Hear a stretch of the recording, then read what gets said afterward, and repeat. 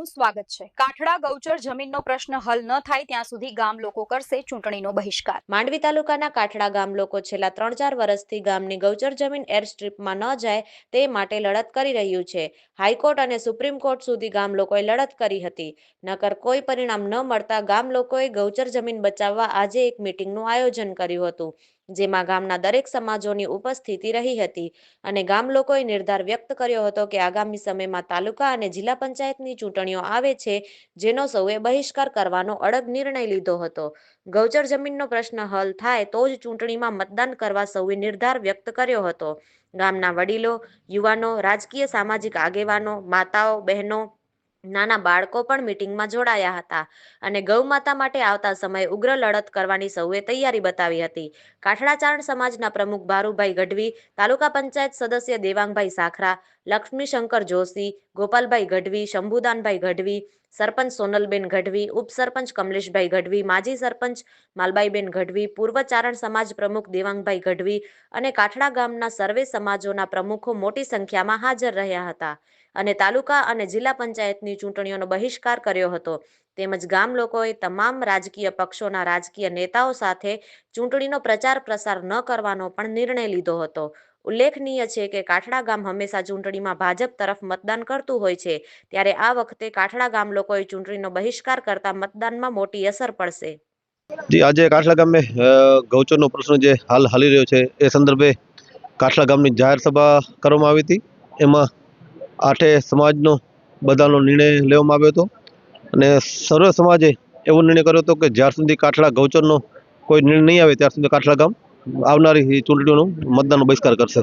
હા, અવશ્ય પરેશભાઈ, કે કારણ કે જે ગામમાંથી આપણે ચૂંટણીનો બહિષ્કાર કરતા હોઈએ તો એનો પ્રચાર પ્રસાર પણ નહીં લાગે ને, કારણ કે અમે પોતે જે પક્ષ કોઈ પણ પક્ષનો પણ મતદાન બહિષ્કાર કરીએ તો એ પક્ષનો પણ પ્રચાર પ્રસાર તો નહીં કરી શકીએ ને। જી પરેશભાઈ, ધાર્મિક સ્થળો માટે કોઈની પણ ગામમાં મનાઈ નથી, પણ આવનારા સમયમાં અમે તો એક જ અમારો મુદ્દો છે કે અમારી જે ફળદ્રુપ ગૌચર જમીન છે, કાઠલા ગામનું જે અસ્તિત્વ છે, કાઠલા ગામનું જે નાક છે, કાઠલા ગામની દશા દિશા છે બદલાઈ જાય છે, એ સાથે અમારે વાંધો છે। કોઈ વિકાસ સાથે અમે વાંધો નથી।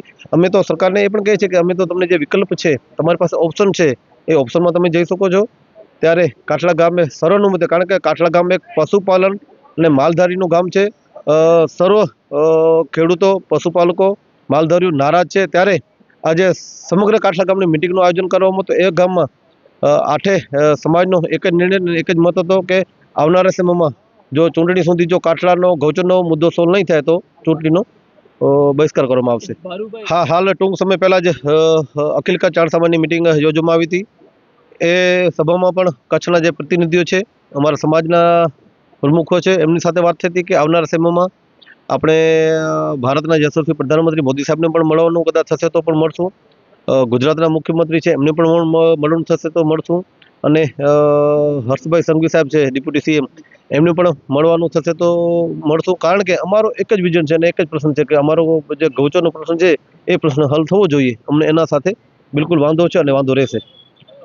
અસર તો તમને પરેશભાઈ કહું છું કે કારણ કે ગામ આખું નારે છે, આપણે જે પક્ષને મતદાન આપતા હોઈએ એ પક્ષને આપણે કહી શકીએ કે અમારી ગૌચર જાય છે અને અમારી ગૌચર બચાવી આપો, ને ખરેખર એ લોકોને જ બચાવવા માટે આગળ આવવું પડશે। કારણ કે તમે જોઈ શકો છો, સરપંચ, તાલુકા, જિલ્લા પંચાયત, ધારાસભ્ય અને સાંસદ સભ્ય જો બધા ભાજપના હોય અને ભાજપના કાર્યકરો અને ભાજપનું ગઢ કહેવાતું હોય કાઠલા ગામ, અને જો આ પ્રશ્ન હલ ન થતું હોય ત્યારે આવા ડિસિઝન લેવામાં આવતા હોય છે।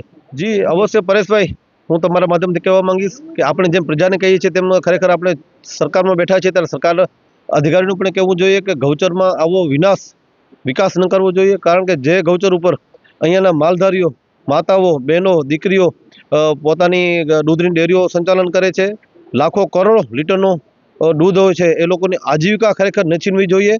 ત્યારે પણ હું ધારાસભ્યશ્રીને પણ કહેવા માંગુ છું અને કચ્છના સાંસદશ્રીને પણ કહેવા માંગુ છું કે અમારો જે પ્રશ્ન છે, કાઠલાનો જે હૃદય સમાન પ્રશ્ન છે, એ પ્રશ્નનો હલ કરવા એ પણ આ લોકો અમારી સાથે જોડાય અને અમારા સાથે આગેવાની લે। ક્યારેક એવું પણ હોઈ શકે કે જે અહીંયાનું સ્થળ અને અહીંયાની જે લોકલ વાસ્તવિકતા હોય એ વાસ્તવિકતાથી પ્રધાનમંત્રી પણ અજાણ હોય અને એ સાચી હકીકત જો એ લોકો સુધી પહોંચે તો ખરેખર આ જમીન અમારી બચી શકે એમ છે અને અમારો કોઈ વિકાસ સાથે વિરોધ નથી। હું તમારા માધ્યમથી કહેવા માંગીશ કે એક પ્લેનમાં મુસાફરી કરવાનો માણસ જે 5, 10 કે 15 લાખની ગાડીથી 50-100 કિલોમીટર દૂર જઈ શકે, પણ અહીંયાનો ગોવાળિયો, અહીંયાનો એક માલધારી છોકરો, એક માલધારી વડીલ અહીંયાથી 10, 15 કે 20 કે 32 કિલોમીટર પોતાની ગાયોને ચારવાડ માટે લઈ ન શકે. કારણ કે તમે સમજી શકો છો કે આજે પ્લેનમાં જે પણ મુસાફરી કરશે એ તો 15, 20, 25 લાખની ગાડીમાં 100 થી 50 કિલોમીટર દૂર જઈ શકશે. એટલે ખરેખર અમારો મુદ્દો સાચો છે, અમે સાચા છીએ, એટલા માટે આ લડત લડીએ છીએ અને આવનારા સમયમાં અપેક્ષા રાખીએ છીએ કે અમારું જે મેન મુદ્દો અને મુખ્ય ઉદ્દેશ્ય છે કે અમારી ગૌચર બચી જાય અને આ લોકોનો વિકાસ પણ થઈ જાય, એ લોકો પાસે એક ઓપ્શન છે.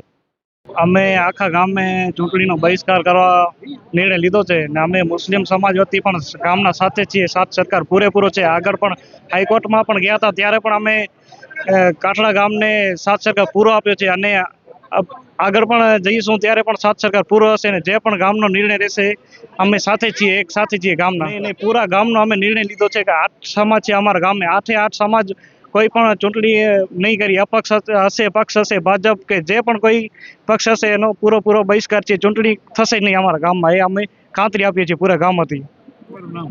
મારું નામ કલ્યાણ રાણસી ડુંગરકિયા, હું મહેસુરી સમાજનો આગેવાન છું, બરોબર ને. અમારી સમાજ આજે 8 સમાજોના પ્રમુખો બધાએ નિવેદન આપ્યું છે કે બધી સમાજો જ્યાં સુધી ગૌચરનું નિરાકરણ નહીં આવે ત્યાં સુધી આખી બધી સમાજો એકસાથે દૂર રહેશે. તો મહેસુરી સમાજ પણ એક સાથે એના ભેગા જોડે રહેશે. મતદાનનું બહિષ્કાર છે જ્યાં સુધી બધું નિરાકરણ નહીં આવે ત્યાં સુધી. કોઈ પણ પક્ષને નહીં આપી. આખો પ્રમુખે નિવેદન આપી દીધું છે સમાજ તરફથી.